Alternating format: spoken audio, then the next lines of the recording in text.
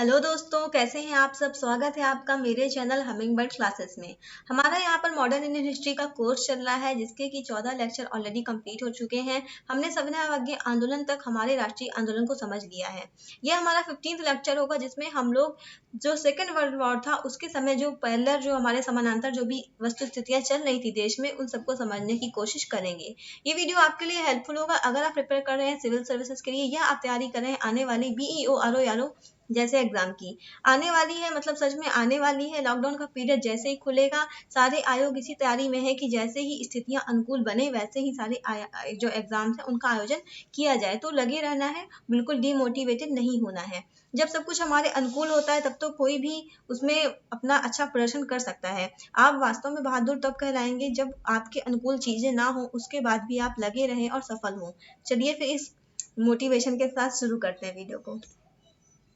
आज का हमारा टॉपिक है nationalist response in the wake of world war second. जो द्वितीय विश्व युद्ध था, जब इसका अनाउंसमेंट हो जाता है, जब ये होता है कि अब ये इसको टाला नहीं जा सकता है, तो उसके बाद से क्या स्थितियां हमारे यहाँ बनती हैं उसे हमें यहाँ पर समझना है। इसी समय सबसे पहले जो चीजें होती है उसको क्रम से हम लोग समझेंगे। Congress crisis on the method of struggle. तो कांग्रेस में फिर से मतलब एक क्राइसिस का माहौल बन जाता है कि अब आगे जो स्ट्रगल की रणनीति हो वो क्या हो। इसी बीच दो सेशन हमारे होते हैं, एक हरिपुरा और एक त्रिपुरी सेशन, जिसमें कि बोस जी के जो विचार थे इस बारे में ये खुलकर सामने आते हैं।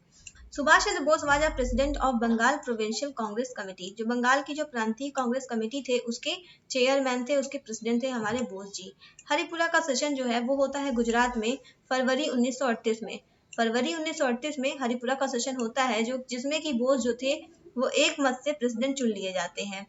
1939 में सुभाष जो है वो जीतते हैं कांग्रेस को।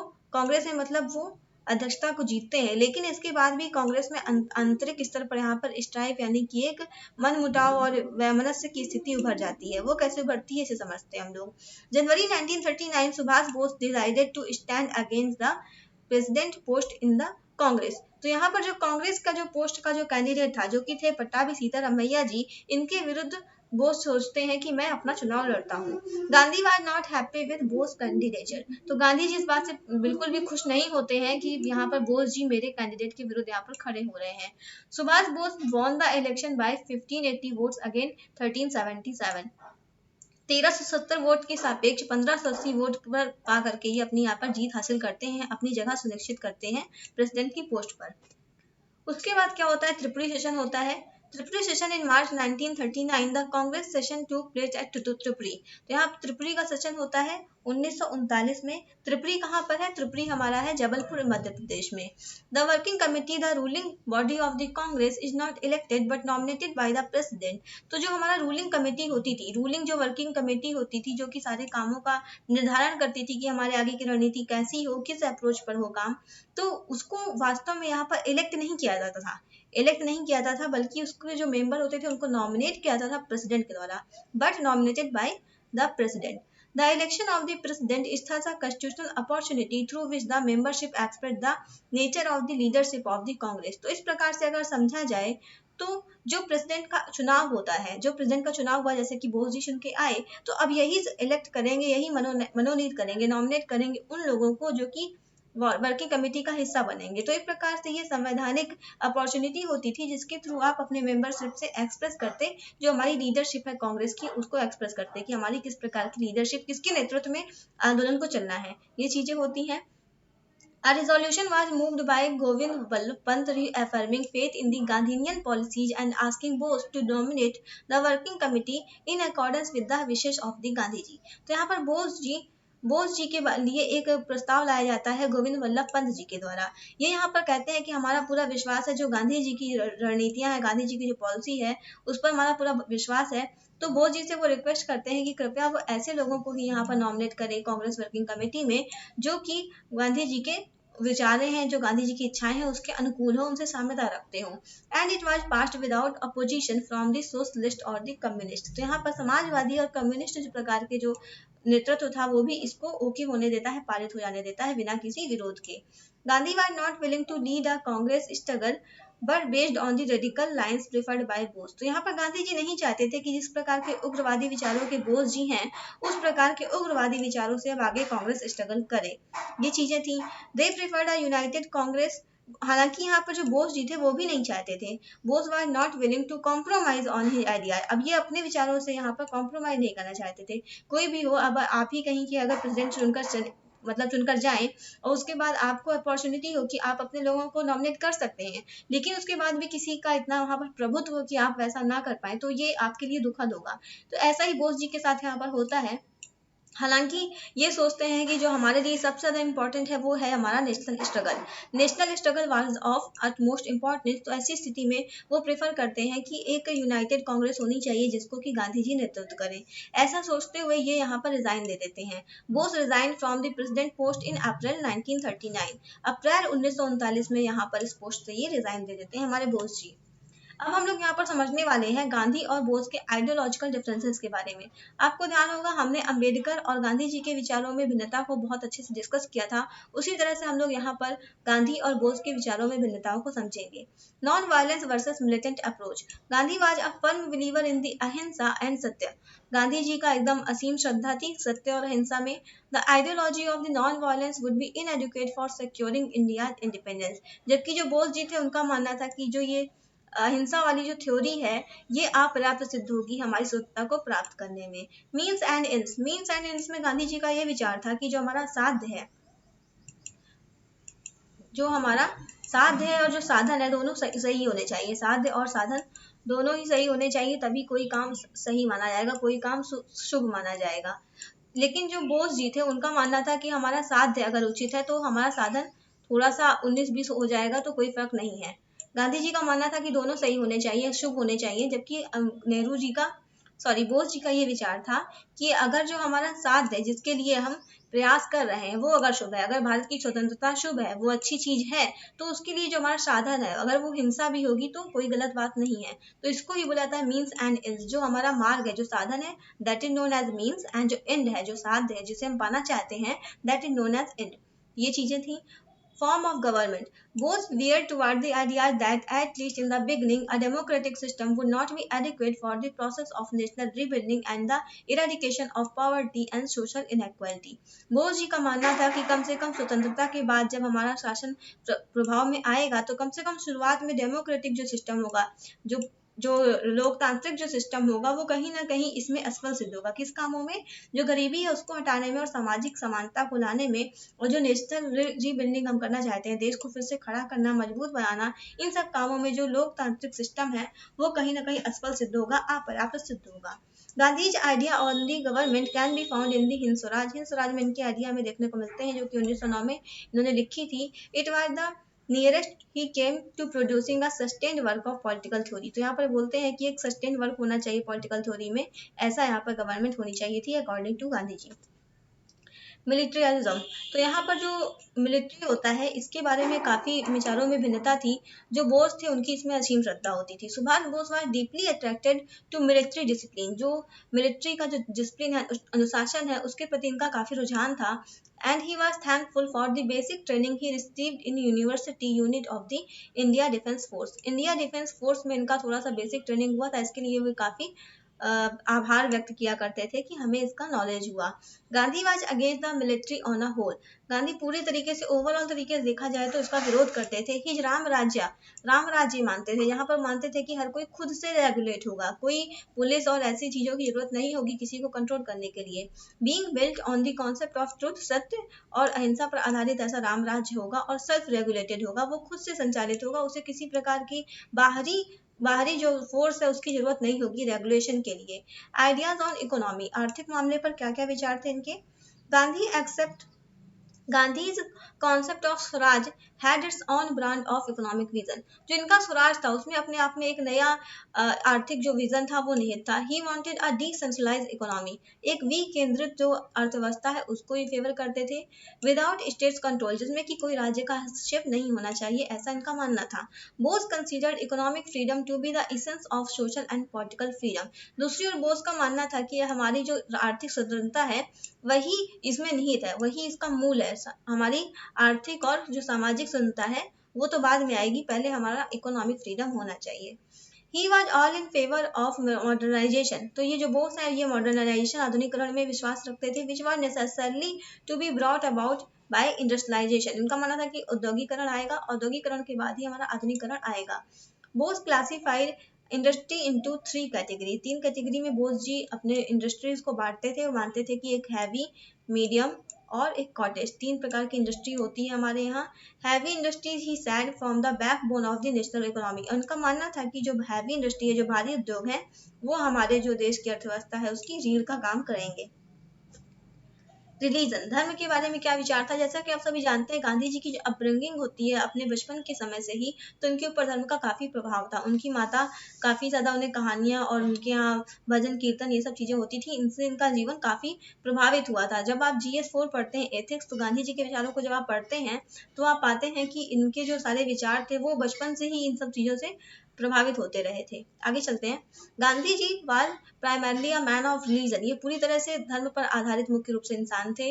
Truth and non violence were two principle that help Gandhi in revolving a comprehensive view of religion. तो यहाँ पर एक कॉम्प्रिहेंसिव, व्यापक जो इनका विचार था वो उभर कर सामने आता है। इसका बेसिक्स क्या था? 2 ही थे, ट्रूथ और नॉन वायलेंस, सत्य और अहिंसा। That were beyond narrow sectarianism. तो यहाँ पर एक जो संकुचित विचार होता है कि हम इस सेक्ट को बिलोंग करते हैं, लेकिन जो गांधी जी का जो विचार था, गांधी जी का जो धर्म के बारे में जो विचार था, वो सत्य हिंसा से इतना जुड़ा हुआ था, इतनी गहराई से, कि वो एक संकुचित एक वर्ग से मात्र से नहीं कहा जा सकता था। मतलब वो, आप उनको ये नहीं बोल सकते कि वो केवल हिंदू वाले धर्म से बिलोंग करते थे, वो एक व्यापक धर्म से बिलोंग करते थे जिसका की बेसिस होता था सत्य और अहिंसा। Subhash Bose believe in Upanishadic teaching. अब सुभाष जी जो थे वो जो उपनिषदों की जो टीचिंग्स है उसमें विश्वास करते थे। He revered that Bhagavad Gita and he was inspired by Vivekananda. तो वो भगवत गीता में विश्वास रखते थे और विवेकानंद जी से भी प्रेरित थे। He was also inspired by the India of the past as reinterpreted by thinker. जो thinkers थे तमाम, उन्होंने जिस प्रकार से अपने जो प्राचीन भारत था और पुराना जो भारत था, पहले का भारत, उसके बारे में जो चित्र खींचे थे उससे भी ये लोग प्रेरित थे। He named his force आजाद हिंद फौज। आजाद हिंद फौज इन्होंने अपनी फौज का नाम रखा था। And there was many non Hindu, कई सारे यहाँ पर गैर हिंदू लोग भी थे in that army and who were close to him, जो उनके काफी करीबी भी थे। INA was to be a mixture of various religion, races, caste and with total social equality of all soldiers. तो यहाँ पर सोल्जर जो सारे थे वो सभी एक प्रकार से सामाजिक समानता रखते थे, समान थे सामाजिक रूप से, और विभिन्न धर्म, जाति और वर्ग के लोग यहाँ पर सम्मिलित हुए थे इनकी आजाद हिंद फौज में। Caste and untouchability. Gandhi goals for society was mainly 3। वो गांधी जी के जो 3 गोल थे सोसाइटी के लिए, मुख्य रूप से 3 गोल थे।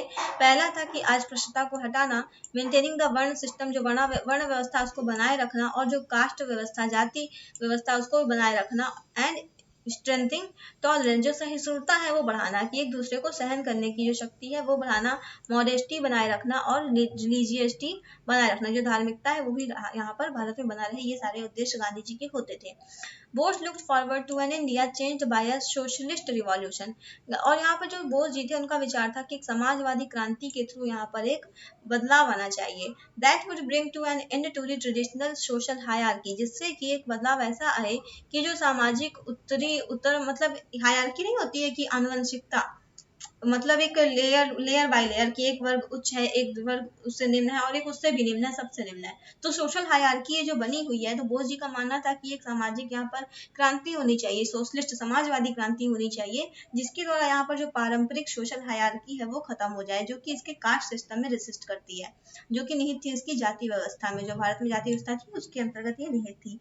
इन इस place would come an egalitarian, casteless and classless society। ये चाहते थे कि इसके बाद एक समतावादी और बिना जाति विहीन और एक वर्ग विहीन यहाँ पर समाज की स्थापना हो सके। Subhash Bose completely rejected social inequality and the caste system। और बोस जी पूरी तरह से रिजेक्ट करते हैं सामाजिक असमानता को और जाति व्यवस्था को, पूरी तरह से रिजेक्ट करते हैं। तो बस यहाँ पे ये समझना था आपको कि जो गांधी जी थे वो कहीं ना कहीं कास्ट सिस्टम में बिलीव करते थे और बोस जी ऐसा नहीं करते थे। वुमेन, महिलाओं के बारे में क्या विचार थे? In Gandhi's word to call women the weaker sex is illegal. तो यहाँ पर किसी महिला को कमजोर सेक्स कहना ये गलत बात है। It is men's injustice to women. तो यहाँ पर ये एक महिला के प्रति पुरुष का ये अन्याय है, ऐसा इनका मानना था। Subhash Bose had a more robust, यहाँ पर इनका काफी ज्यादा और उग्र व्यू था विमेंस के बारे में। Bose considered women to be equal of man, ये मतलब पुरुष के समान दर्जा देते थे स्त्रियों को, and thus they should be prepare to fight and sacrifice for the freedom of India. इन्होंने बोला कि इन्हें इसीलिए यहाँ पर लड़ना भी चाहिए, प्रिपेयर टू फाइट। जैसे कि अगर आप अबला, अगर आप किसी को स्त्री को अबला बोल दोगे तो आप उसको फाइट के लिए इन्वाइट कर सकते हो? नहीं कर सकते हो। आप खुद अगर मान रहे हो कि वो कमजोर है तो आप इन्वाइट नहीं करोगे। लेकिन नहीं, बोस जी का यहाँ पर विचार अलग था। वो बोलते हैं कि वो औरतें भी जो पुरुष है उनके समान है, इसलिए वो फाइट भी कर सकती हैं और सेक्रीफाइस भी कर सकती हैं फ्रीडम के लिए भी हमारे भारत के देश की आज़ादी के लिए भी वो फाइट कर सकती हैं। In 1939 he call and women to serve as soldiers in the Indian National Army. Indian National Army में ये 1943 में इनवाइट करते वुमेन को कि वो भी पार्टिसिपेट करें। This was a most radical view, तो ये उस हिसाब से देखा जाए तो काफी ज्यादा रेडिकल विचार था। ही फॉर्म्ड एन वुमेन रेजिमेंट इन 1943 में आईएनए में एक महिला रेजिमेंट की स्थापना करते हैं जिसका नाम रखा था इन्होंने रानी ऑफ झांसी रेजिमेंट। झांसी की रानी वाला रेजिमेंट एक बनाया था इन्होंने जिसमें महिलाएं पार्टिसिपेट करती थी। एजुकेशन, शिक्षा के बारे में क्या विचार थे? Gandhi was against the English system of education, जो अंग्रेजी शिक्षा की व्यवस्था है उसके विरुद्ध थे Gandhi ji. And also against the use of English as a medium of instruction, एक निर्देश देने की जो माध्यम होता है उसमें भी इंग्लिश के प्रयोग के ये पक्षधर नहीं थे। He wanted education to be in the vernacular, vernacular क्या होती है? देशी भाषा। ये चाहते थे जो शिक्षा हो वो हमारी देशी भाषा में होनी चाहिए। He advocated free and compulsory education for all boys and girls between 7 to 14 years, सभी जो 7 से 14 वर्ष की आयु के जो बच्चे हैं वो चाहे लड़का हो अथवा लड़की हो, उन सभी को मुफ्त और निःशुल्क और अनिवार्य शिक्षा होनी चाहिए, ऐसा भी गांधी जी का मानना था। अच्छा, आपको ये भी जानकारी होनी चाहिए कि जो हिंदी है, हिंदी के विकास में भी गांधी जी का काफी ज्यादा योगदान था। यहाँ पे ये वर्नाक्युलर की बात करते हैं, इनका मानना था कि आप जो साउथ इंडियन की स्टेट है उनको भी विश्वास में लाएं। जो उत्तर भारत के राज्य है वो साउथ इंडिया की एक लैंग्वेज सीखें, हिंदी सीखें और इंग्लिश सीखें। इसी तरह से साउथ इंडिया के जो राज्य है वो अपने राज्य की भाषा, एक नॉर्थ इंडिया की भाषा यानी कि हिंदी और इंग्लिश सीखें। इसी को बोला गया था त्रिभाषा फॉर्मूला, जो कि हमारी एजुकेशन ड्राफ्ट पॉलिसी ये 2019 की आई थी उसमें भी इसका डिस्कस था, हालांकि इस प्रावधान को वापस ले लिया गया। तो ये सारी बातें हैं।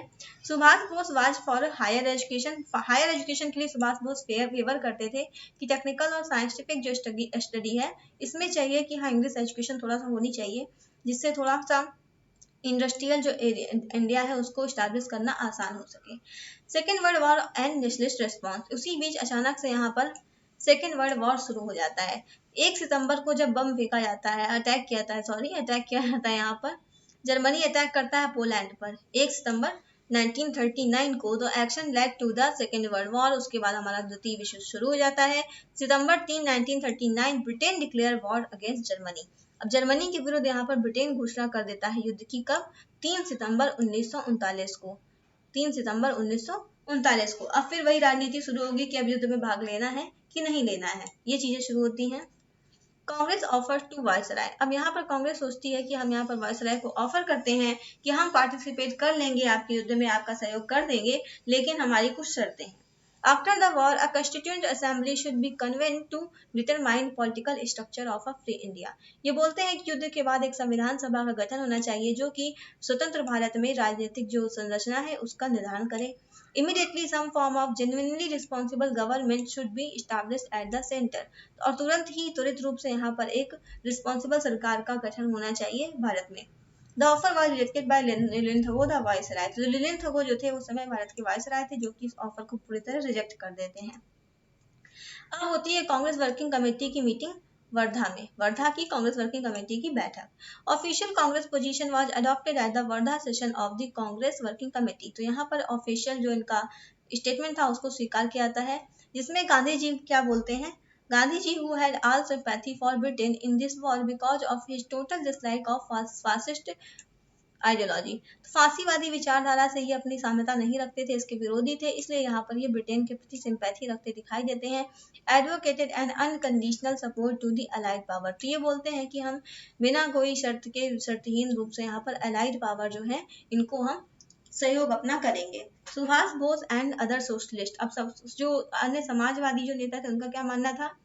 In their opinion, the war was being fought by imperialists on both sides, जो उपनिवेशवादी लोग हैं वो यहाँ पर अपने ही लिए यहाँ पर दोनों साइड के लोग, यानी कि जो एक अलाइड वाले हैं और जो दूसरा पार्टी है वो सारे अपने ही उद्देश्यों की पूर्ति के लिए कर रहे हैं, और दोनों के उद्देश्य क्या है? उपनिवेशवाद को बनाए रखना, उसको बढ़ाना।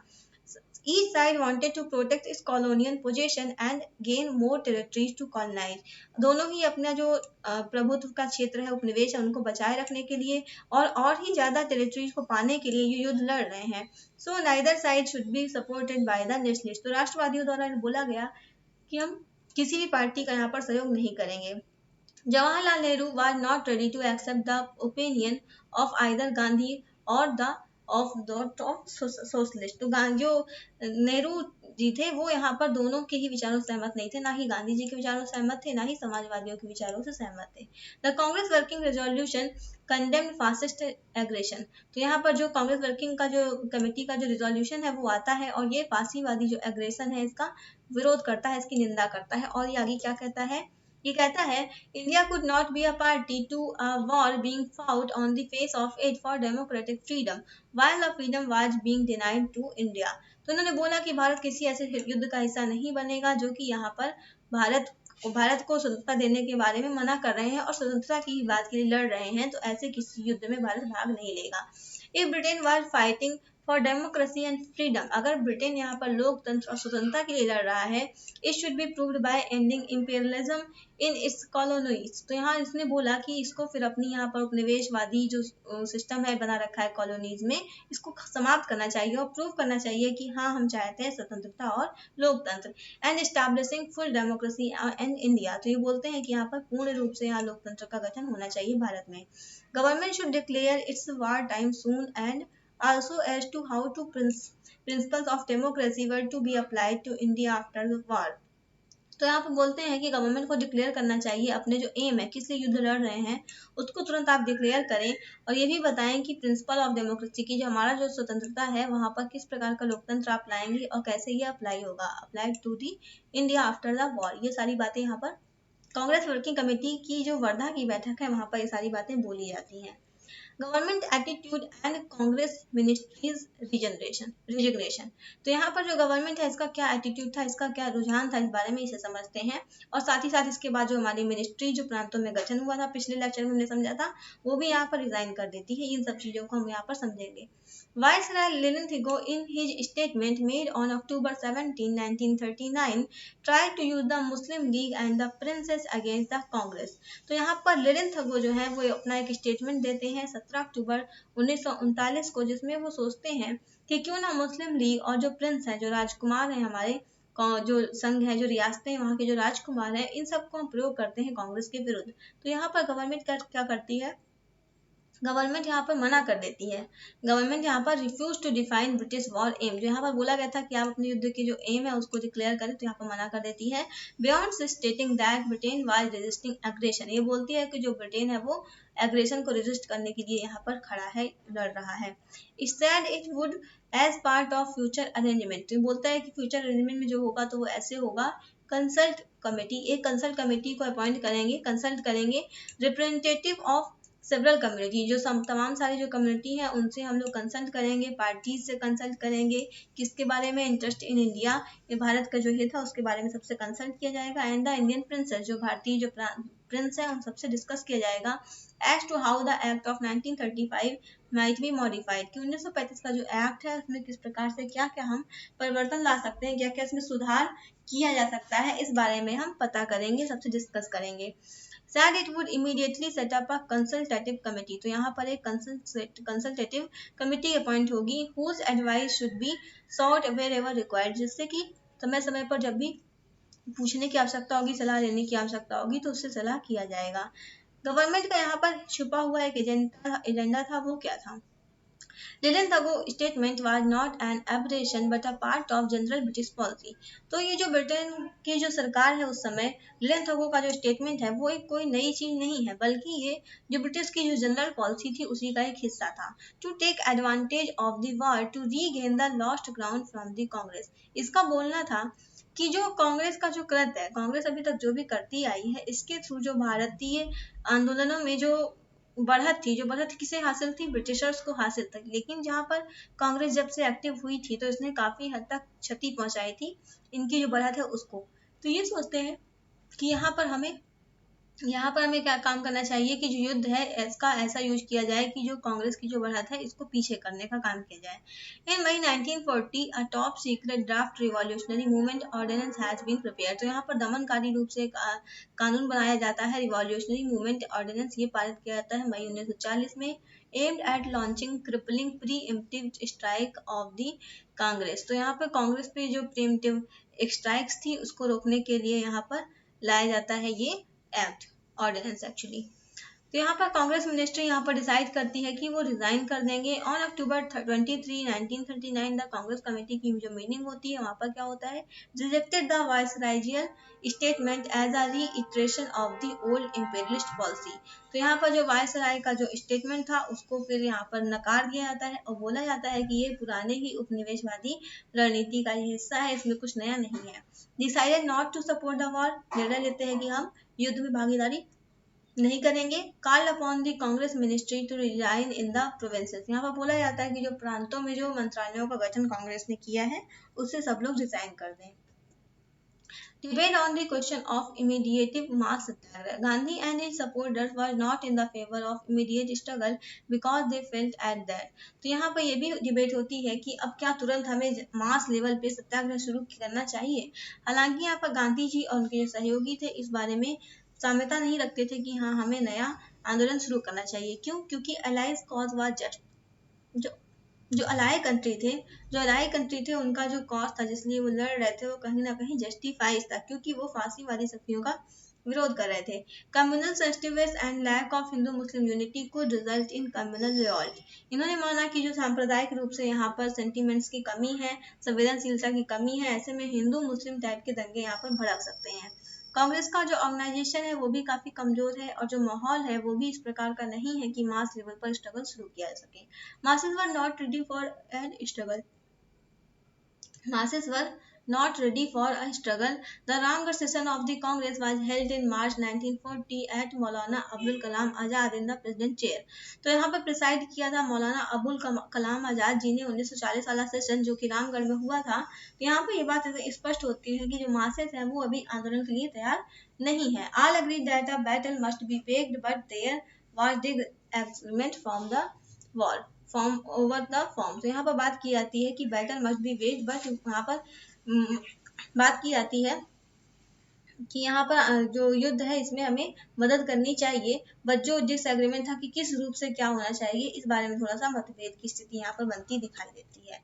इसी समय पारित किया था पाकिस्तान का रिजोल्यूशन, पाकिस्तान प्रस्ताव, लाहौर में मार्च 1940 में। लाहौर 1940 में यहाँ पर लीग का सेशन होता है वहां पर। The Muslim League passed a resolution calling for grouping of geographically contiguous areas where Muslims were in majority.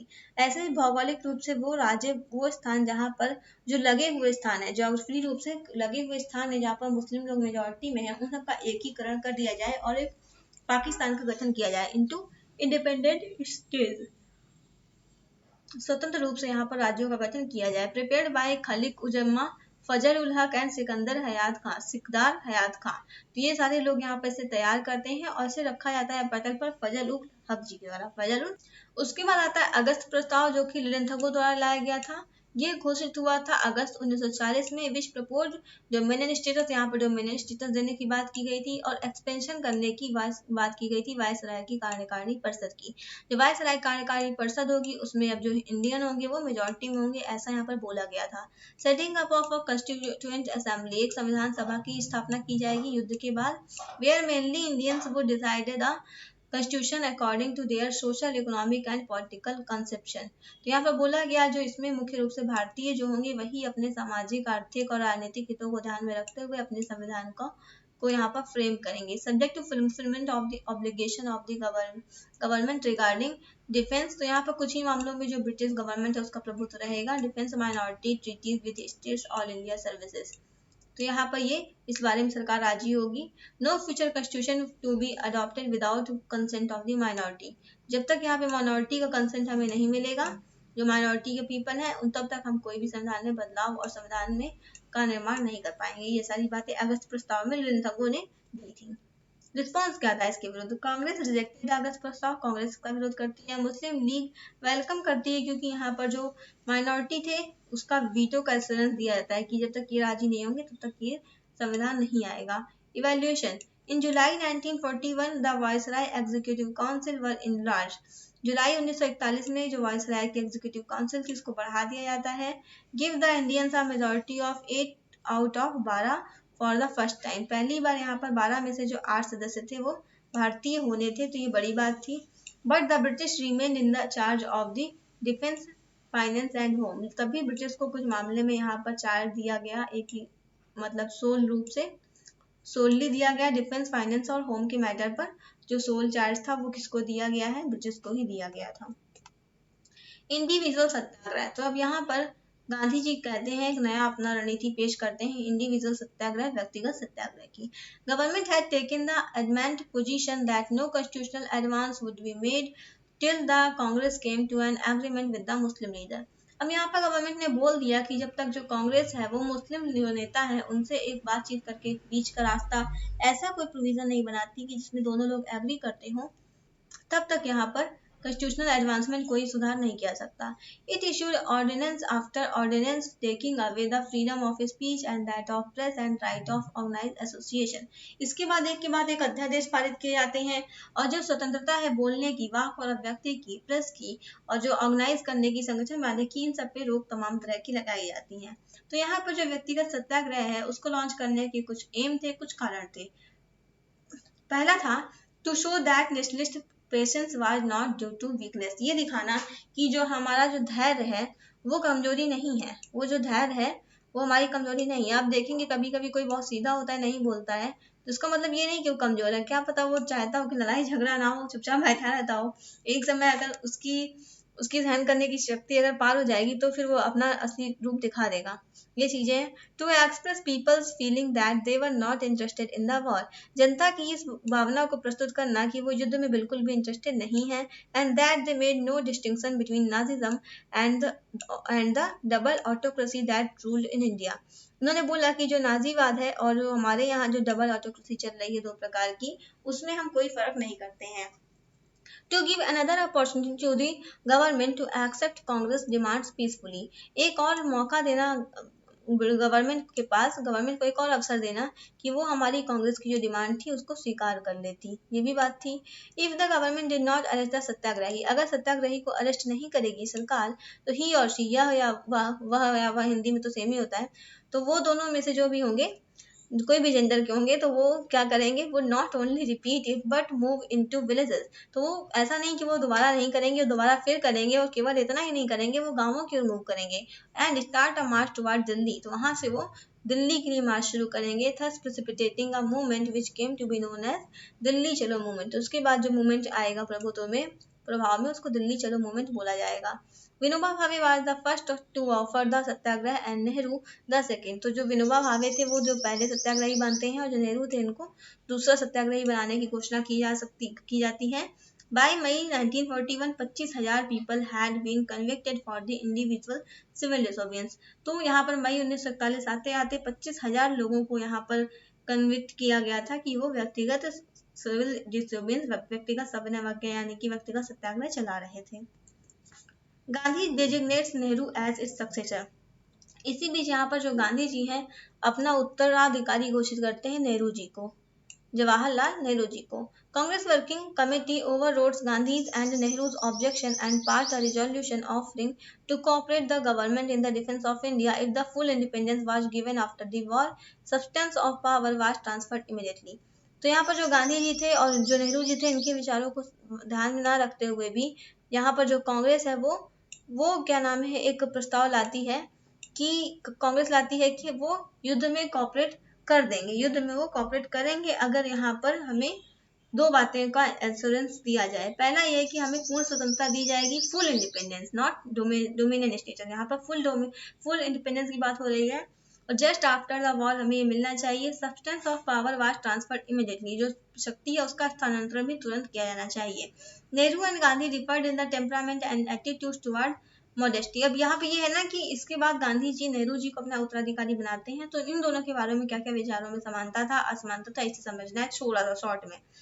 तो इन लोग के बारे में जो आधुनिकता है, धर्म और भगवान, स्टेट यानी कि राज्य, तो इस मामले में कई सारे मतभेद थे। Nehru revered Gandhi and Gandhi intern believe in Nehru much more than his own son. तो यहाँ पर एक दूसरे में इनका लेकिन भरोसा बहुत ज्यादा था। नेहरू गांधी जी को बहुत मानते थे और गांधी जी भी नेहरू को अपने पुत्रों से अधिक मानते थे।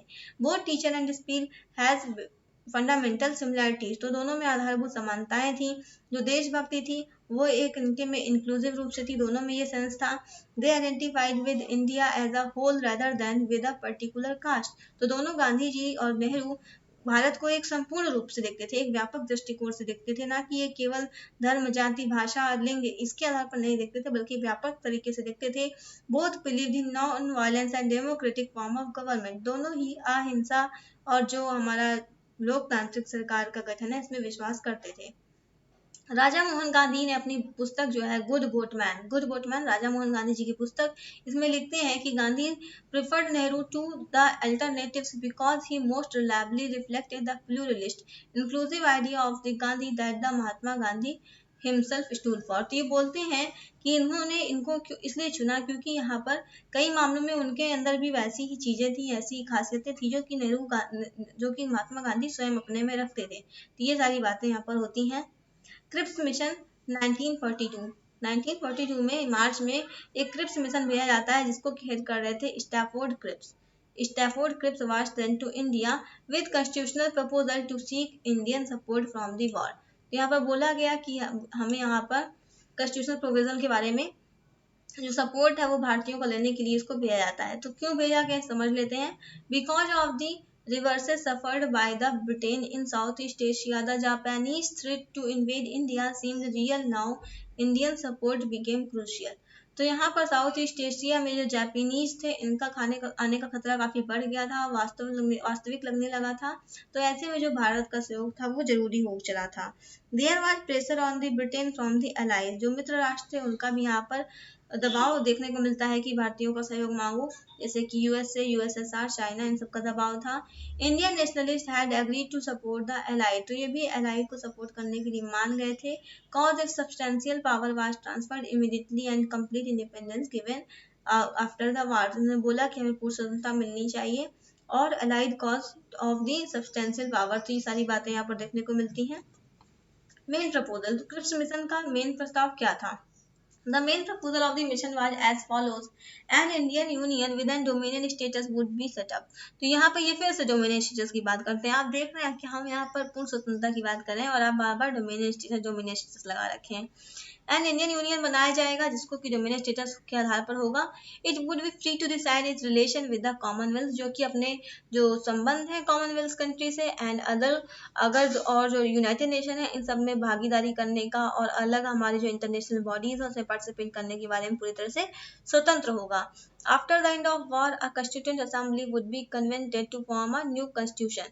तो स्वतंत्रता के बाद एक यहाँ पर संविधान सभा की गठन करने की बात की जाती है। Members of the assembly would B partially elected by provincial assembly through proportional representation and partially nominated by the princess. तो इसको बोला क्या, जो कि संविधान सभा होगी वो आंशिक तौर पर इलेक्ट की जाएगी जो प्रांतीय सभाएं हैं उससे, और कुछ मामलों में ये नॉमिनेट की जाएगी रियासतों के राजकुमारों के द्वारा।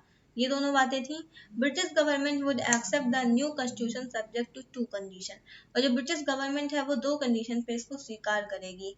Any province would not willing to join the union could have a separate constitution and form a separate union. इन्होंने बोला कि अगर कोई ऐसा संघ है जो कि इसमें भागीदारी नहीं करना चाहता है तो ऐसी स्थिति में वो भागीदारी ना करे, अलग रह ले और अपना अलग संविधान बना सकता है। The new constitution making body and the British government would negotiate a treaty to effect the transfer of power and to safeguard racial and religious minorities। तो ये बोला गया कि यहाँ पे जो नया संविधान बनाने की जो बॉडी होगी और जो ब्रिटिश गवर्नमेंट होगी वो यहाँ पर निगोशिएट करेगी इस बारे में कि जो पावर का ट्रांसफर है वो कैसे हो और जो रेशियल और जो जनजातीय और जो धार्मिक माइनॉरिटीज हैं इन सब के जो हितों का संरक्षण हो वो कैसे हो। इन द मीन टाइम, इसी समय defence of India would remain in British hand. तो इस समय जो है जो जो डिफेंस संबंधी, जो रक्षा संबंधी बातें हैं वो ब्रिटिश के अधीन रहेंगी and the governor general power would remain enact. तो गवर्नर जनरल की पावर है वो पूरी तरह से इस मामले में बनी रहेगी, इस पीरियड में बनी रहेगी। Departures from the past and application, तो यहाँ पर पहले की जो बातें थी उन सबसे और आगे के इसमें क्या निहितार्थ थे इसे समझते हैं। The proposal deferred from those that offered in the past in many respect, तो कुछ मामलों में ये पहले के जो प्रस्ताव थे उनसे ये भिन्न था। किस मामले में भिन्न था? The making of the constitution was to be solely in Indian hands now, तो भारतीय स्वाधीनता का जो संविधान है उसके निर्माण के बाद अब पूरी तरह से भारतीय हाथों में थी, भारतीय लोगों के हाथों में थी। अ concrete plan was provided for the constituent assembly, संविधान सभा के स्थापना के बारे में कंक्रीट एक सॉलिड प्लान दिया गया। Option was available to any province to have a separate constitution, किसी भी राज्य के पास स्वतंत्र संविधान रखने का भी यहाँ पर प्रस्ताव दिया गया। अ ब्लूप्रिंट फॉर इंडिया पार्टीशन, लेकिन यहाँ पर क्या है कि अगर आप किसी राज्य को इजाजत दे रहे हो कि वो अलग से अपना संविधान बना सकता है तो एक प्रकार से ये विभाजन वो पूरी तरह सुनिश्चित करता था।